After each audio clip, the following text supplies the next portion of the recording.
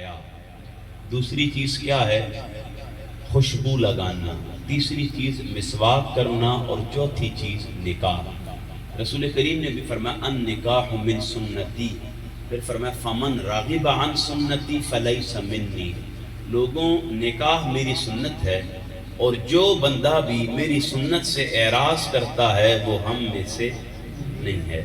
میں نے اس آیت کا انتخاب کیوں کیا؟ اس کی وجہ حکمت یہ تھی کہ آپ کے سامنے اس پورے ماہ محرم میں علماء آتے رہے، فصحاء اپنی فصاحت کے ذریعے خطاب کرتے رہے، باعثین بعض سے آپ کو نوازتے رہے۔ مطمع نظر اور مقصود نظر امام حسین کی ذات تھی۔ میں نے چاہا کہ آج کی اس گفتگو کا موضوع ایک ایسی آیت کو بنایا جائے جس کے ذریعے صرف امام حسین کی نہیں، اس کل کنبے کی شان اور عظمت کو بیان کیا جائے، اور اس کے لیے میں نے سہارا لیا اس سورہ نساء کی تیسری آیت کے درمیانی حصے کا۔ اب اللہ رب العزت نے چونکہ اس آیت میں حکم دیا نکاح کا، تو یقیناً جب حکم ربی ہے تو کائنات میں نکاح بہت سارے ہوئے۔ آپ نے اگر کبھی پڑھا ہو تو آپ کو علم ہوگا، اللہ رب العزت نے سیدنا آدم کا اور سیدہ حوا کا نکاح بھی کرایا۔ اسی کائنات پر ابراہیم و ہاجرہ کا بھی نکاح ہوا، اسی کائنات پر یوسف و زلیخا کا بھی نکاح ہوا۔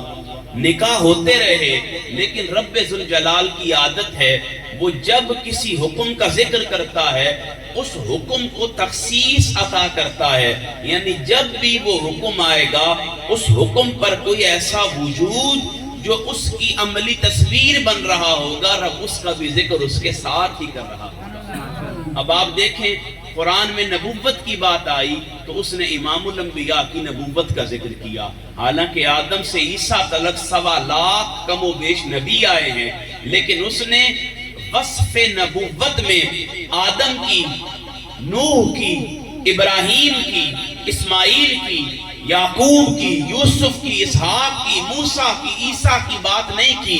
جب وصف نبوت کا ذکر آیا اس نے آمنہ کے لال محمد مصطفیٰ کی کیا بات۔ اسی طرح رسالت کا ذکر کیا، رسول 313 کم و بیش، لیکن اس نے کسی رسول کی بات نہیں کی۔ وصف رسالت کا ذکر آیا محمد الرسول اللہ کی۔ تو سامعین مکرم اسی طرح اخلاق کی بات آئے، اس نے رسول کریم کے اخلاق کو بیان کیا، حالانکہ ہر نبی کا اخلاق تھا، ہر نبی کا کردار تھا، ہر نبی کی عادات تھی، ہر نبی کے اعتبار تھے، مگر جب وصف اخلاق کی بات آئی اس نے پکارا وَإِنَّكَ لَعَلَىٰ خُلُقٍ عَظِيمٍ، لوگوں سنو، قیامت تک تمہارے لیے جس ذات کو میں نے اخلاق کا اعلیٰ مظہر بنا دیا وہ میرے مصطفیٰ کے اخلاق۔ معجزات کی بات آئی، آپ کسی بھی حکم کا ذکر کریں گے جس حکم کو بھی تخصیص دی گئی ہے، رب ذوالجلال نے اس حکم کے ذیل میں محمد مصطفیٰ کی بات کی ہے۔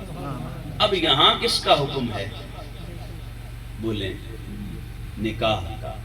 کس کا؟ نکاح کا۔ تو لازمی بات ہے نکاح میں بھی تو کوئی مجسم وجود ہونا چاہیے۔ آئیں، میں نے اس نکاح کے مجسم وجود میں جو 2 ازواج جمع کی ہیں کائنات ارضی و سماوی میں، اس ایک ذات کا نام علی ہے، دوسری کا نام فاطمہ ہے۔ ایک کا نام علی ہے اور دوسری کا نام فاطمہ ہے۔ آئیں ان 2 ذاتوں کو سمجھتے ہیں۔ دیکھیں کائنات ارضی پر نکاح بہت سارے ہوئے، میں نے مثال دی آدم و حوا کا نکاح ہوا، ابراہیم و ہاجرہ کا نکاح ہوا، یوسف و زلیخا کا نکاح ہوا۔ کائنات نبیوں کے نکاح دیکھتی رہی تھی، لیکن یہ ایسا عجیب نکاح تھا جس نکاح میں عمل وصف نکاح کی ایک عملی صورت بن رہی تھی، اور یہ نکاح اس شان کا حامل تھا، دولہن مصطفیٰ کے گھر کی تھی، دولہا خدا کے گھر کا تھا۔ دولہن مصطفیٰ کے گھر کی تھی اور دولہا خدا کے گھر کا۔ ایک عجیب منظر تھا، ایک طرف ملکہ بحر و بر ہیں، ایک طرف بادشاہ ارضی و سماوی ہیں، ایک طرف سیدہ کائنات ہیں، ایک طرف مولائے کائنات ہیں، ایک طرف بہر عصمت طہارت فاطمہ ہیں تو ایک طرف نور نظر محمد مصطفیٰ، ایک طرف بدعۃ منی ہے، ایک طرف جسم کا جسمی لحم کا لحمی ہے، ایک طرف رسول کریم کی بیٹی ہیں، ایک طرف رسول کریم کے چچا ابو طالب کے بیٹے ہیں۔ تو یہ ایک عجیب نکاح تھا، اس نکاح کی اس قدر روشن نوید تھی، اور ارضی و سماوی کائنات میں نکاح کی یہ ایسی صورت تھی کہ جس میں بیٹی مصطفیٰ کے گھر کی تھی اور بیٹا خدا کے گھر کا تھا۔ سامعین مکرم، کائنات نے بہت سارے نکاح دیکھے ہیں، لیکن ہر نکاح کو وہ پذیرائی نہیں مل سکی، وہ روشنائی نہیں مل سکی، وہ بلندی اور رفعت نہیں مل سکی جو اس نکاح کو ملی ہے۔ دیکھیں نا، حضرت ام سلمہ روایت کرتی ہیں، آپ فرماتی ہیں میں نے اپنی زندگی میں بہت ساری شادیاں دیکھی ہیں، لیکن کبھی بھی میں نے فما رأینا عرسا احسن من عرس فاطمہ، میں نے اپنی زندگی میں بہت ساری شادیاں دیکھی ہیں، لیکن میں نے کبھی فاطمہ جیسی شادی کسی کی نہیں دیکھی، کبھی فاطمہ جیسی شادی کسی کی نہیں دیکھی۔ اس شادی میں بہت سارے پہلو نمایاں تھے اور روشن تھے۔ میں چند باتوں کو ذیل میں ذکر کر کے پھر ایک حکم کی طرف آؤں گا اور اپنی گفتگو کا اختتام کر دوں گا۔ دیکھیں،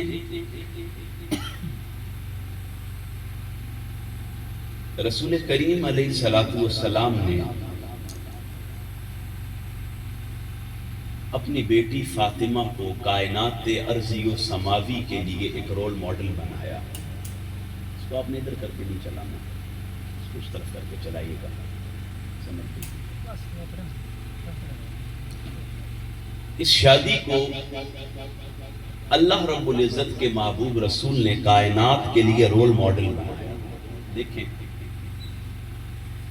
صحابہ کرام روایت کرتے ہیں کریم آقا علیہ السلام سیدہ کائنات کو جب بھی دیکھتے تو مسکراتے، جب بھی دیکھتے، کیوں کہ آپ آنگن مصطفیٰ کی کلی تھی۔ ہر بیٹی اپنے باپ کے لیے کلی ہوتی ہے، اس کے آنگن کی۔ اگر آپ نے کبھی کلی کو دیکھا ہو، کلی آپ کو پتہ ہے حجاب میں رہتی ہے، پھول کھلتا ہے اور کلی حجاب میں رہتی ہے، عصمت کے ایک پردے میں رہتی ہے۔ یہی وجہ ہے کہ سیدہ کائنات کو کلی کہا جاتا تھا، کیوں؟ لِأَنَّهَا زَهْرَةَ الْمُصْطَفَىٰ، وہ مصطفیٰ کے آنگن کی کلی ہے۔ اب یہ جو لفظ زہرا ہے، یہ دو طرح سے پڑھا جاتا ہے، ایک زال پر زبر کے ساتھ اور ایک زال پر پیش کے ساتھ۔ کس طرح پڑھا جاتا ہے؟ دو طرح، ایک زال پر زبر کے ساتھ اور ایک زال پر پیش کے ساتھ۔ جب اسے زبر کے ساتھ پڑھتے ہیں تو یہ بنتا ہے زہرا، اور جب پیش کے ساتھ پڑھتے ہیں تو یہ بنتا ہے زہرا۔ دیکھیں، نبی رحمت سیدہ کائنات کو زہرا بھی کہتے تھے اور زہرا بھی کہتے تھے۔ جب زہرا کہتے تھے تو زہرا کا مطلب بنتا تھا کلی، اور زہرا کہنے کی وجہ یہ تھی لِأَنَّهَا زَهْرَةَ الْمُصْطَفَىٰ کہ سیدہ کائنات نبی رحمت کے آنگن کی صحن نبوت کی کلی تھی۔ اور زہرا کہنے کی وجہ کیا تھی؟ عربی زبان میں قدیم فلسفہ کے مطابق زہرا کہتے ہیں اس ستارے کو جسے دیکھ کر، دیکھیں اس طرح گفتگو کا ربط نہیں بنتا، آپ یا تو توجہ میری طرف کریں یا دوسری طرف کریں۔ اگر آپ دائیں بائیں دیکھتے رہیں گے تو پھر بات کا ذوق نہیں بنے گا، اس طرح موضوع ڈسٹرب ہوتا ہے۔ ایسا ہی ہے، پہلے تو میرا شکوہ لے لیں، حاجی صاحب آپ نے پیغام محبت دیا تھا، سب کو دیا تھا، گاؤں میں اعلان ہوئے تھے، آپ میں سے جتنے بندے دوسروں سے ملے نا جو اہل علاقہ ہیں، میری طرف سے پیغام دیجیے گا کہ حسین صرف محرم میں قید نہیں کرنا چاہیے، اور محرم میں بھی صرف 10 کے دن پر قید نہیں کرنا چاہیے۔ حسین کا ذکر آئے تو سارے سال جمع ہونا چاہیے۔ جس دین کی بقا کے لیے حسین نے سر کٹایا تھا، اس دین کے بنیادی اسلوب میں قرآن زندہ ہے، اور آپ کا آج رشتہ قرآن سے ٹوٹ چکا ہے۔ اس قدر افسوس کی بات ہے۔ ناراض تو نہیں ہو رہے میرے پیغام سے؟ پکی بات ہے، ایسا ہی ہے۔ میں تو یقین جانے بڑا حیران ہوا کہ اتنی قالین بچھائی گئی ہیں آپ نے، اتنا مجمع کے لیے آپ نے پنڈال لگایا ہے، میرے خیال میں فرشتے شاید ذکر سننے کے لیے آئے ہیں۔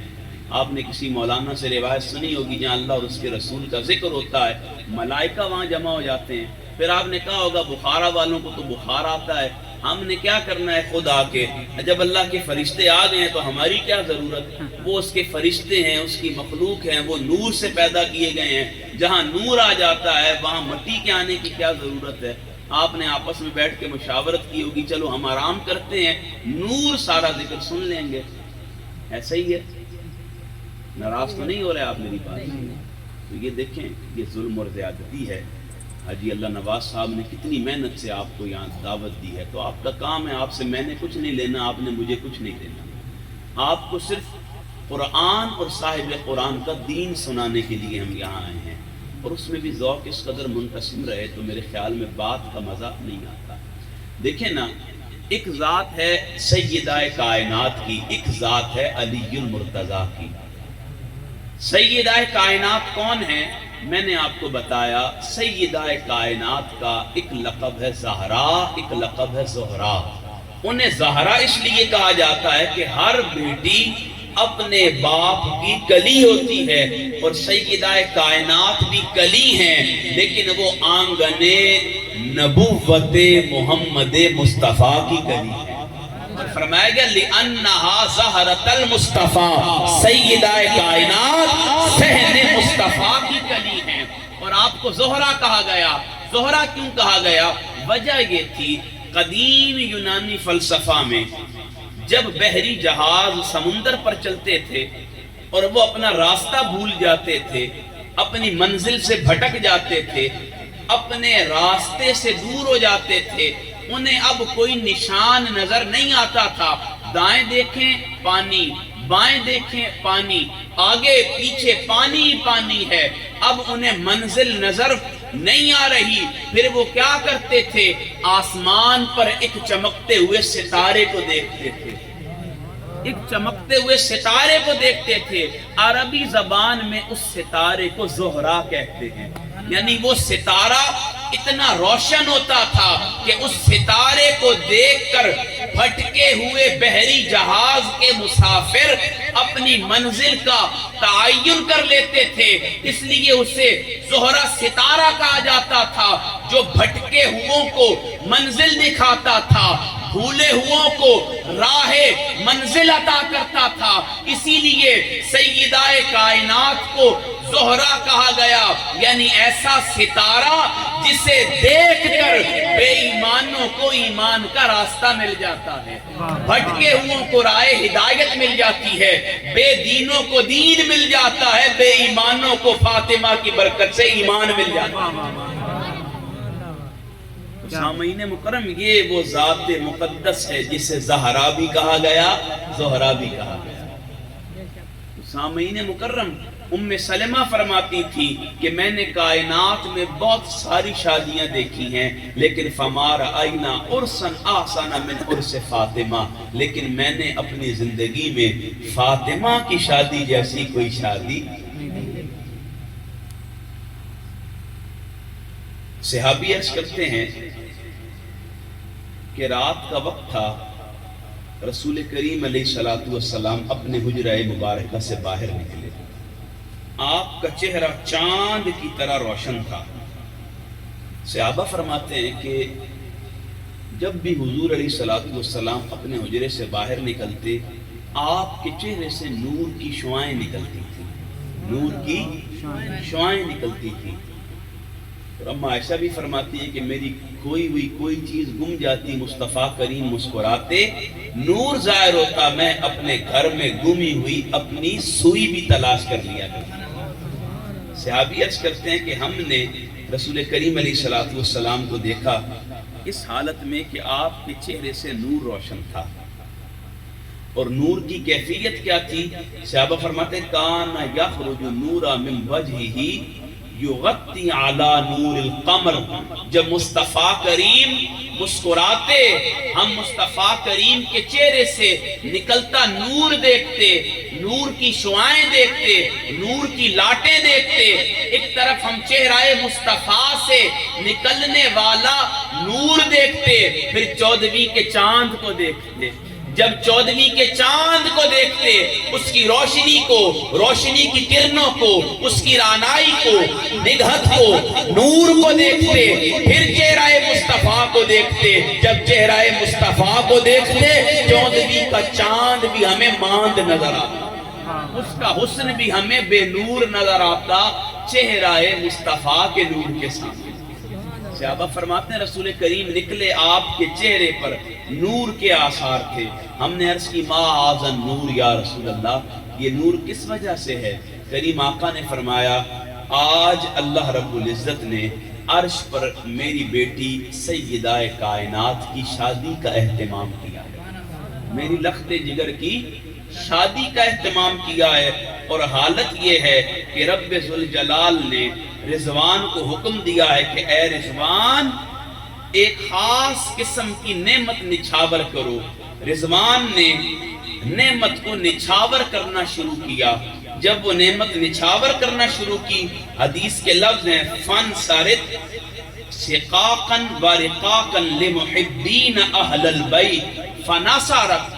حدیث کے لفظ ہیں کہ اس رضوان نے جب اپنے آپ سے ایک خاص رحمت کو نچھاور کرنا شروع کیا، اور جب اسے پکڑ کر ہلایا گیا، پھر جب رحمت کا نزول ہوا، اس رحمت سے ایک فرشتہ پیدا ہوا۔ اس فرشتے کے ہاتھ میں ایک دستاویز تھی، اس فرشتے نے اس دستاویز کو سنبھال لیا۔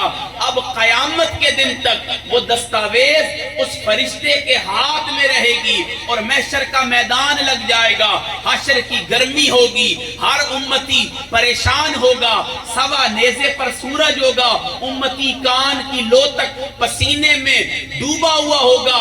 اللہ ان فرشتوں کو حکم دے گا، وہ جو دستاویز علی و فاطمہ کی شادی کی تقریب میں رضوان نے نچھاور کیے تھے، فرشتے ان دستاویزات کو کھولیں گے، ان پر محبین اہل بیت کا نام ہوگا۔ وہ فرشتے وہ نام پڑھ کر محشر کے میدان میں نکل جائیں گے، جس کا نام اس ورقے پر لکھا ہوا ہوگا، فرشتے اسے پریشانی سے نکال کر جنت میں داخلہ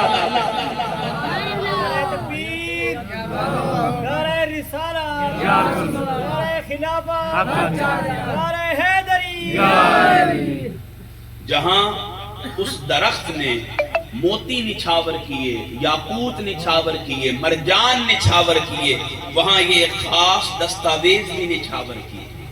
پھر فرشتوں نے ان دستاویزات کو لے لیا، ان پہ کیا تھا؟ فنصرت سقاقا فنصرت سقاقا ورقاقا لمحبین اہل البیت، ان پر اہل بیت کی محبت رکھنے والوں کے نام لکھے۔ یعنی آپ اندازہ کریں جہاں وہ شادی ہو رہی ہے، یہ ابن عساکر نے، خطیب بغدادی نے اور امام سیوطی نے اور معجم الکبیر میں یہ روایت درج ہے کہ نبی رحمت فرماتے ہیں کہ اس درخت نے جب اپنے دامن سے موتیوں اور یاقوتوں کو نچھاور کیا، ساتھ وہ دستاویزات بھی نچھاور کیے۔ معجم الکبیر میں امام طبرانی وہ دستاویزات بھی نچھاور کیے، اور ان دستاویزات پر کیا تھا؟ قیامت تک جن کے سینے میں میری اولاد کی مودت تھی، اللہ رب العزت نے ان دستاویزات پر ان کے نام لکھ رکھے تھے، ان کے نام لکھ رکھے تھے۔ تو جہاں شادی میں شامل ہونے والے فرشتوں کو اور عالم ارواح کی مخلوقات کو مرجان اور یاقوت تحفے میں دیے جا رہے تھے، وہیں وہ دستاویزات بھی فرشتے اپنے پاس سنبھال کے رکھ رہے تھے۔ اس کی ایک تائید حدیث رسول سے ملتی ہے، مسند احمد میں روایت ہے، رسول کریم نے فرمایا 5 ازواج روز محشر شفاعت کریں گے۔ کتنی؟ 5۔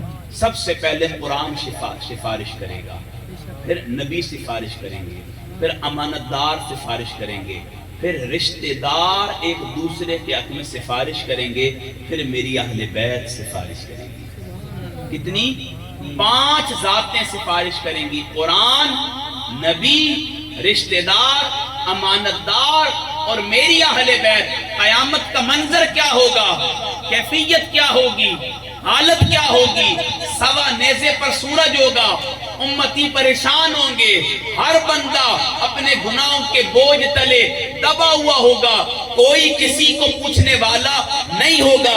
امتی آدم کے پاس، نوح کے پاس، ابراہیم کے پاس، اسحاق کے پاس، یعقوب کے پاس، یوسف کے پاس، موسیٰ کے پاس، عیسیٰ کے پاس، الغرض ہر نبی کے دروازے پر آئیں گے اور ان کے لیے کوئی دروازہ رحمت حضرت عیسیٰ تک نہیں کھلے گا۔ رب ذوالجلال کے محبوب فرماتے ہیں جہاں کوئی کسی کا نہیں ہوگا وہاں بھی میری اہل بیت لوگوں کے ساتھ ہوں گی، جن کے سینے میں میری اہل بیت کی مودت ہوگی، فاطمہ کا حیا ہوگا، علی کا عشق ہوگا، حسنین کی محبت ہوگی، آئمہ اہل بیت کا پیار ہوگا۔ ہر بندہ گرمی میں پریشان ہوگا جس کے دل میں میری اولاد کی محبت ہوگی۔ میری اولاد قیامت کے دن انہیں چن چن کر جہنم سے نکال کر جنت میں اپنے ساتھ لے جائے گی، اپنے ساتھ لے جائے گی۔ تو یہ حدیث تائید کرتی ہے اس روایت کی کہ قیامت کے دن اہل بیت کیوں، اگر دنیا میں پیار ہے تو قیامت میں اس کا اثر بھی ہے۔ تو سامعین مکرم، رسول کریم نے فرمایا ایک عجیب منظر ہے، ایک عجیب حالت ہے۔ آج عرش پر میری بیٹی فاطمہ کی شادی ہے اور ایک عجیب کیفیت ہے کہ رضوان کو جب جھنجھوڑا اور ہلایا گیا تو جہاں یاقوت اور مرجان گرے وہاں دستاویزات بھی گرے جن پر میری اہل بیت سے محبت کرنے والوں کے نام لکھے ہوئے۔ اگر آج آپ یہاں بیٹھے ہیں، جمع ہیں اس ذکر پاک کے لیے، تو یہاں آپ اپنی مرضی سے نہیں آئے، آپ کے من پر مہر اس وقت لگ چکی تھی جب آپ کے جسم کا وجود بھی نہیں تھا۔ آپ عالم ارواح میں تھے لیکن وہاں بھی غلامان اہل بیت میں شامل تھے۔ دیکھیں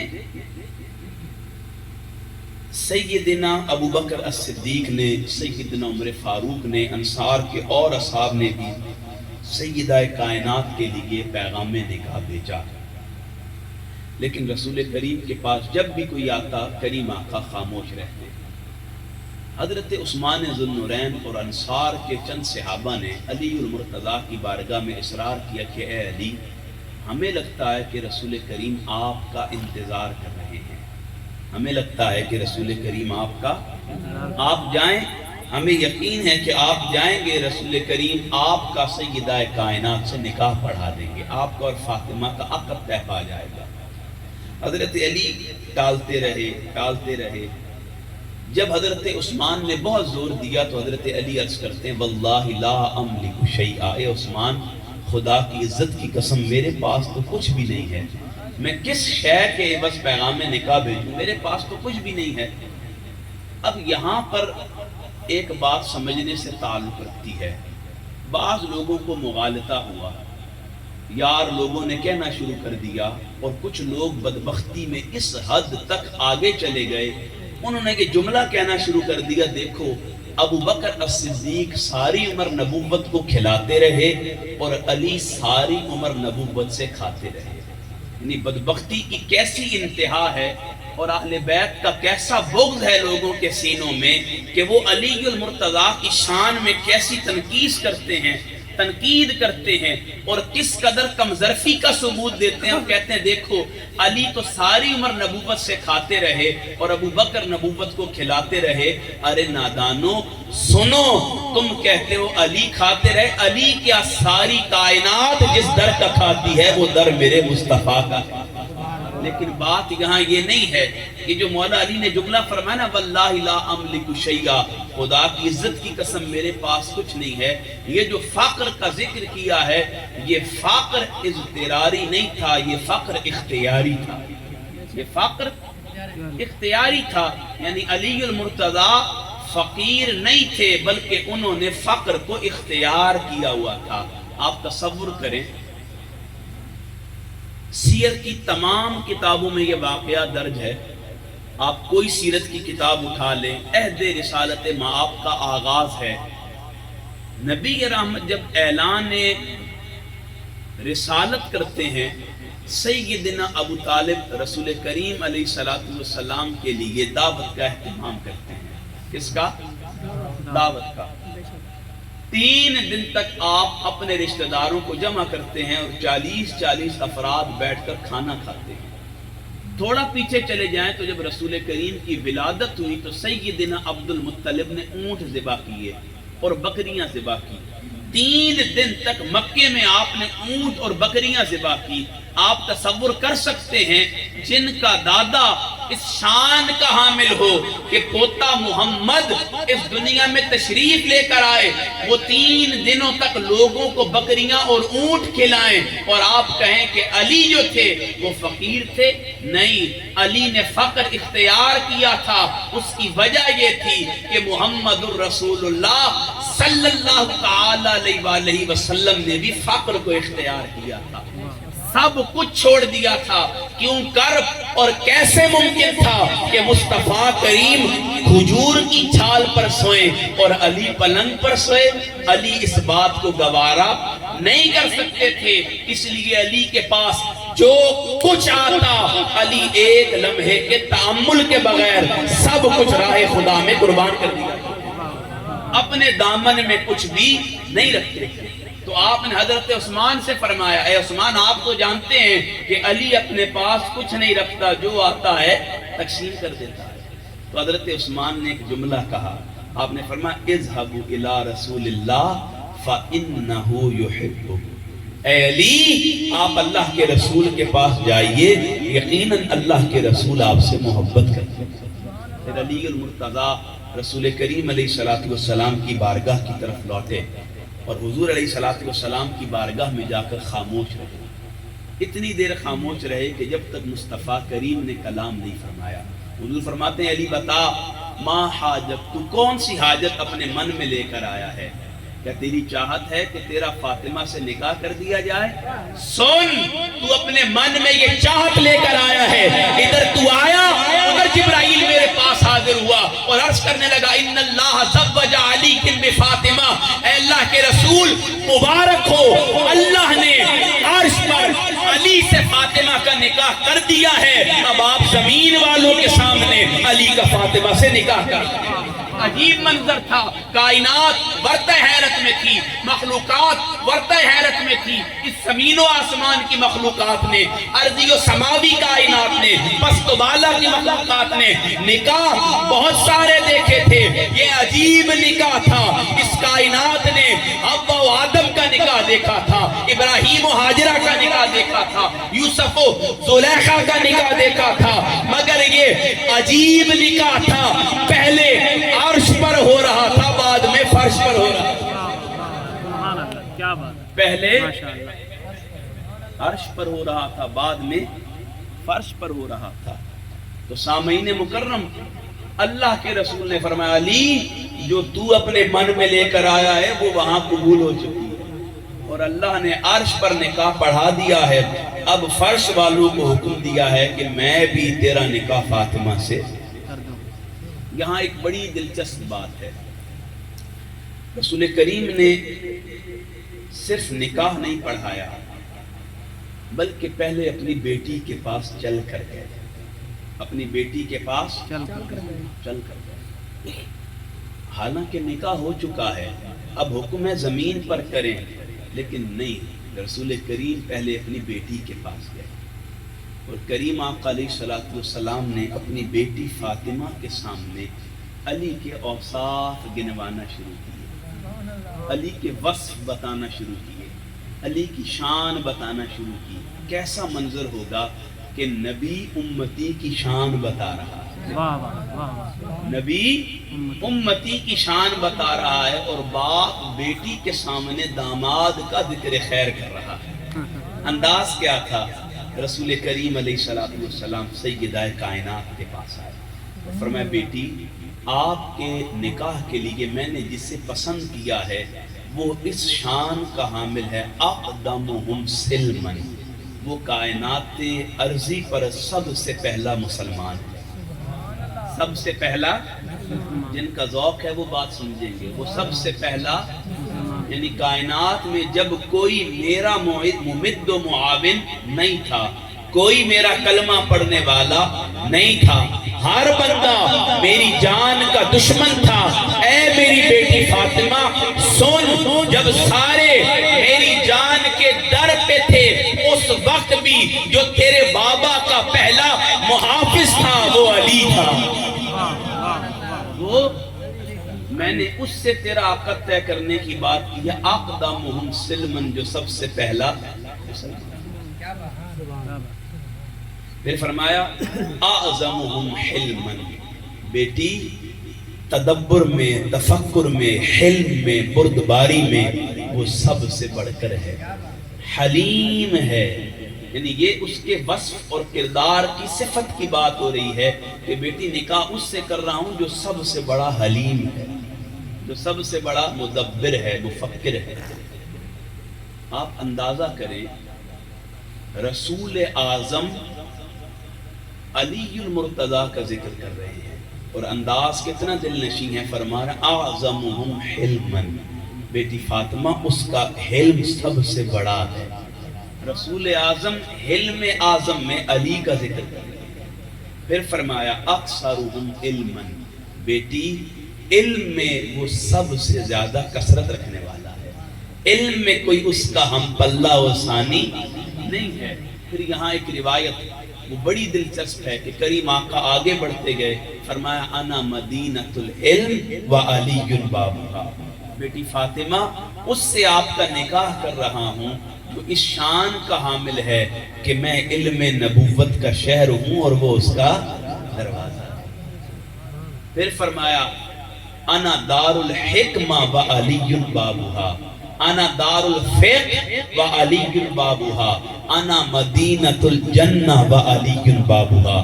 بیٹی سن، اس کا علم اس قدر وسیع ہے، اس قدر کثیر ہے، اس قدر عظیم ہے، اس کی شان علمی اس قدر بلند و بالا ہے کہ میں علم نبوت کا شہر ہوں، وہ اس کا دروازہ ہے۔ میں علم حکمت کا شہر ہوں، وہ اس کا دروازہ ہے۔ میں علم فقہ کا شہر ہوں، وہ اس کا دروازہ ہے۔ اور سن، میں شہر جنت ہوں، علی اس کا دروازہ ہے۔ پھر فرمایا من کذب ذاب ان يدخلها من غیر بابها، بیٹی سن، قیامت تک وہ بندہ جھوٹ بولتا ہے جو کہتا ہے وہ دروازے کے بغیر جنت میں آ سکتا ہے۔ نہیں، جو چاہتا ہے جنت محمد میں آئے اسے چاہیے دروازہ علی سے ہو کے آئے، دروازہ علی سے ہو کے آئے۔ تو سامعین مکرم، اس شان کے حامل علی المرتضیٰ ہیں اور مصطفیٰ امت کو اسوہ عطا کر رہے ہیں۔ اور آپ فرما رہے ہیں سنو بیٹی فاطمہ، آپ کی شان تو وراء الورا ہے لیکن علی بھی کم شان والا نہیں ہے، اور یہ اس کی شان ہے۔ آپ طریقہ دیکھیں، ہم میں آج تو سسروں میں ظرف ہی نہیں رہا، ان کے بچوں کے تانے ختم نہیں ہوتے کہ داماد نٹھلا ہے اور داماد پتہ نہیں کیا کیا ہے، لیکن مصطفیٰ کریم نے کائنات کو اسوہ اور اخلاق عطا کیے، طریقہ عطا کیا، تہذیب عطا کی، تمدن عطا کیا، اپنی سیرت عطا کی۔ اور فرمایا سنو، جس طرح میں اپنی بیٹی کے سامنے اپنے داماد کا ذکر کر رہا ہوں، جب کسی کو پسند کر لو تو پہلے یہ اوصاف دیکھ لینا، اس کا اسلام دیکھ لینا، اس کا حلم دیکھ لینا، اس کا علم دیکھ لینا، پھر اپنی بیٹی کے لیے اس کا انتخاب کرنا۔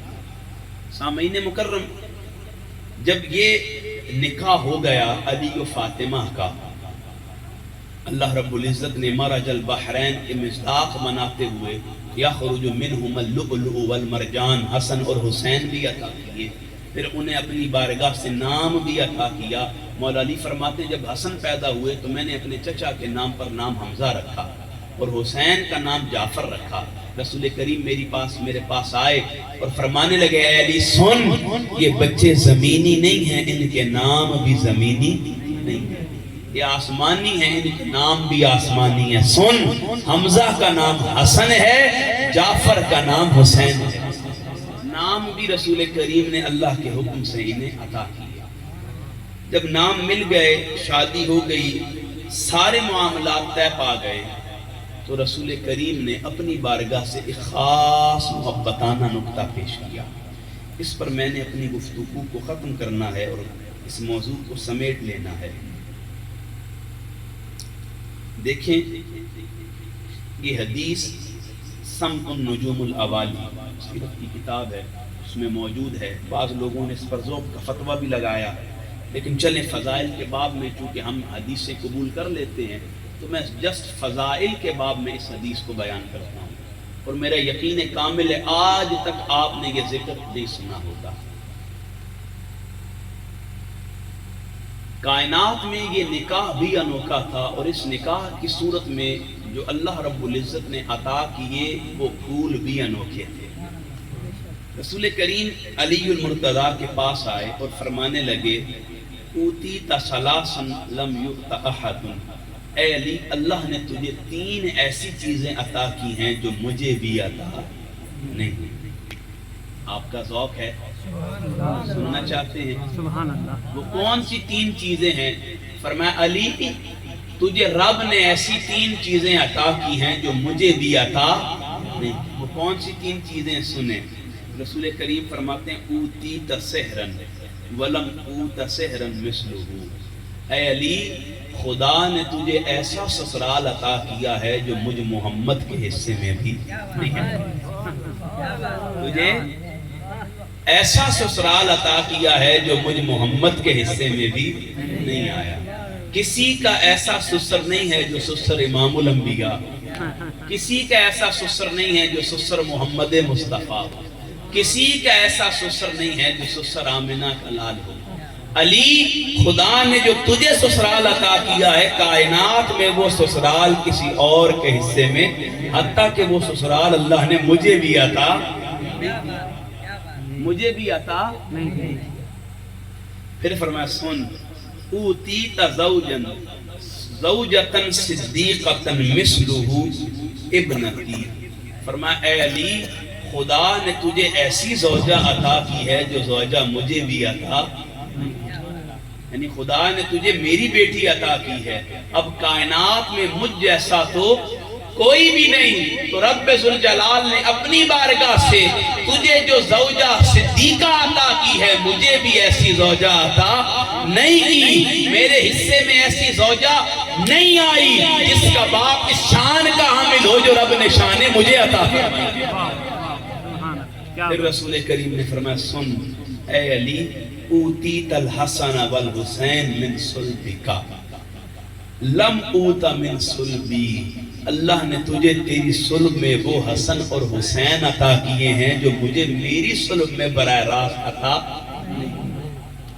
تو سامعین مکرم رب ذوالجلال کے محبوب رسول نے فَانْكِحُوا مَا طَابَ لَكُم مِّنَ النِّسَاءِ حکم سنا کر جس طرح اس نکاح کو کائنات عرضی پر ایسا نکاح بنایا کہ آپ کو اس نکاح کی نوید اور مثال نہیں ملتی. قیامت آ جائے گی جو اس نکاح عظیم کے تحت شجر میسر آئے ہیں، پھر ان شجر پر پھول میسر آئے ہیں جو پھل حسن اور حسین کی صورت میں اس کائنات کو میسر آئے ہیں. کائنات شاہد ہے، نہ ایسا نکاح کائنات نے پہلے دیکھا تھا نہ اس صورتحال میں ملنے والے حسن اور حسین پہلے دیکھا تھا. کیا بات. سامعین مکرم اللہ رب العزت کے محبوب رسول کی محبوب دختر اور محبوب برادر علی و فاطمہ کے نکاح سے امت کو 2 چیزیں ملی، ایک حسن اور ایک حسین. اب اپنے دامنوں کو وسیع کریں، میں چند باتیں آپ کے سامنے رکھنا چاہتا ہوں. آپ مجھے بتائیں اس کائنات میں کوئی حسن اور حسین جیسا ہو سکتا ہے؟ بولیں. کوئی اس کائنات میں حسن اور حسین جیسا کوئی تصور کر سکتا ہے؟ جن کے نام عرشی ہوں، جن کا مقام عرشی ہو، جن کا مزاج عرشی ہو، جن کی طبیعت عرشی ہو، جن کے اخلاق عرشی ہوں، جن کا کردار عرشی ہو، جن کی عادات عرشی ہوں، جن کے اطوار عرشی ہوں، کوئی تصور کر سکتا ہے کہ کائنات میں ان کے جیسا بھی کوئی ہوگا؟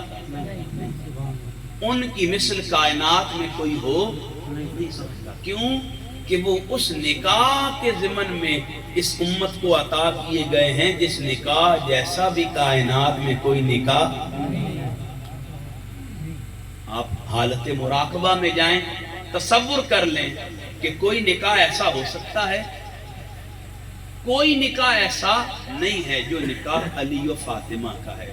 اب سوال پیدا ہوتا ہے، اس نکاح کی صورت میں ہمیں حسن ملے اور حسین ملے، جو ہمیں ملے ہیں کیا ہم بھی کبھی ان سے ملے ہیں؟ کیا ہم نے کبھی ان جیسی سیرت اختیار کرنے کی کوشش کی ہے؟ ان کے اسوہ پر عمل کرنے کی کوشش کی ہے؟ ان کے راستے پر چلنے کی کوشش کی ہے؟ ان کی سیرت پر عمل کرنے کی کوشش کی ہے؟ سوال سب کا نفی میں ہوگا، نہیں۔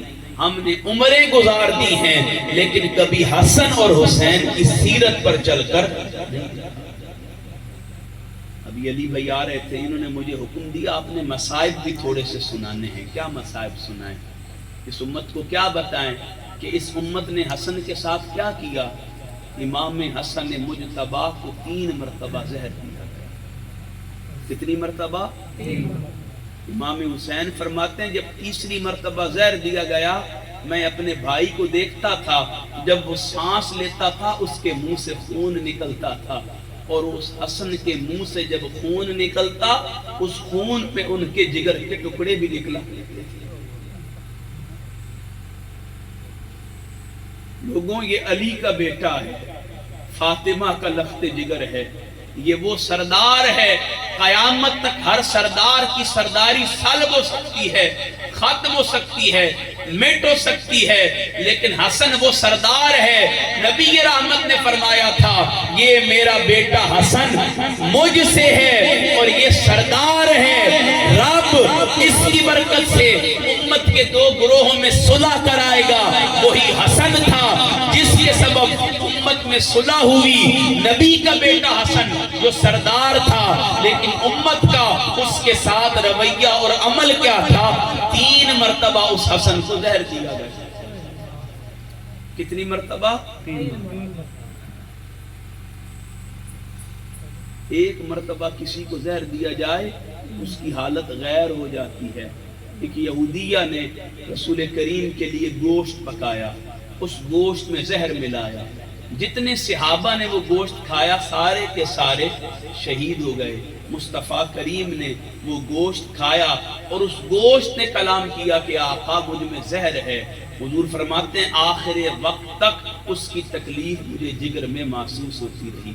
پھر آپ تصور کریں وہی زہر جو 1 مرتبہ مصطفیٰ کریم کو دیا گیا تھا، وہ 3 مرتبہ مصطفیٰ کے بیٹے حسن کو دیا گیا، جن کی سیرت پر چلنے کا حکم دیا گیا تھا۔ امت نے ان اہل سیرت کے ساتھ کیا کیا؟